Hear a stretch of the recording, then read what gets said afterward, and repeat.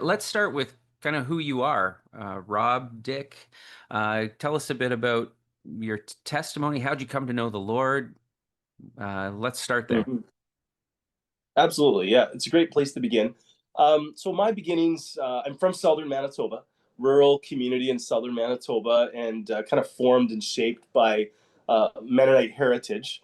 And my mom and dad were both people of faith, served the church faithfully in many different servant roles, deacon roles.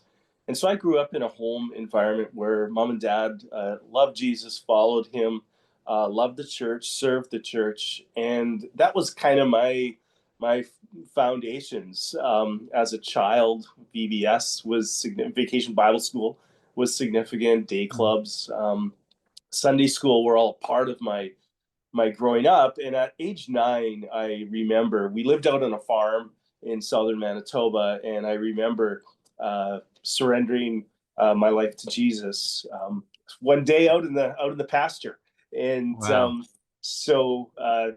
I still kind of recall that, and that was sort of the beginnings of a walk with Jesus. My teen years were enjoyable. I was formed significantly by the youth group that I attended.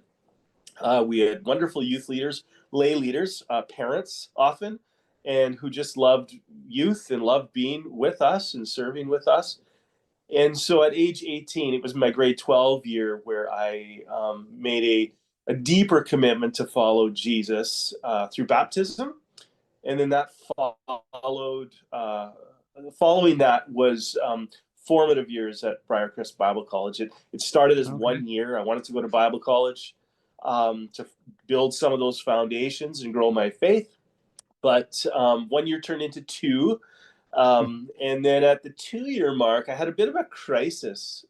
It wasn't a crisis of faith, it was more of a crisis of direction in life. I had anticipated maybe going off to university, becoming a teacher, and realized at that kind of 2 year mark that there was just a hungering or a wondering if there was more. And so when I made a decision to go back for a third year, I was also making a decision to go back for years 3 and 4, and began intentionally uh, preparing for some kind of ministry, not really knowing what that looked like. But so I just kind of outlined, from childhood to age 22, very very formative years in my life with Jesus, which there's been maturity and growth along the way, but those were formative years. Yeah, I know obviously lots of experiences since then, but I have one other question just kind of related to this is,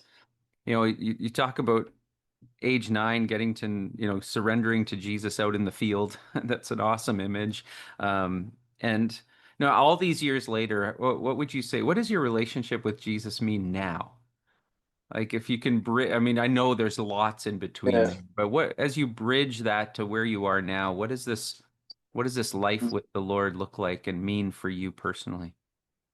Yeah, for me personally, I think the maturity piece has really kind of shifted from almost like a doing things, or like doing to being, and Yeah. um, and I've just come to realize more and more that Jesus said He's the vine, we're the branches, and we're to abide in Him.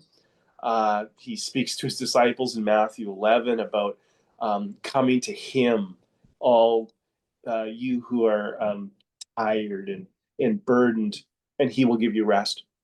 And for me, those are really, really key pieces about what it means to walk with Jesus. He loves us. He died for us, and He invites us to be with Him first and foremost. It's not that doing isn't uh, important. It is, but it's a being first and foremost, Hmm. allowing Him to lead our steps, to strengthen us, to guide us, because it's all about Him. He's at the center. So That's awesome. It's almost a little bit like being a child still out in a field, isn't it? absolutely, yeah. Yeah.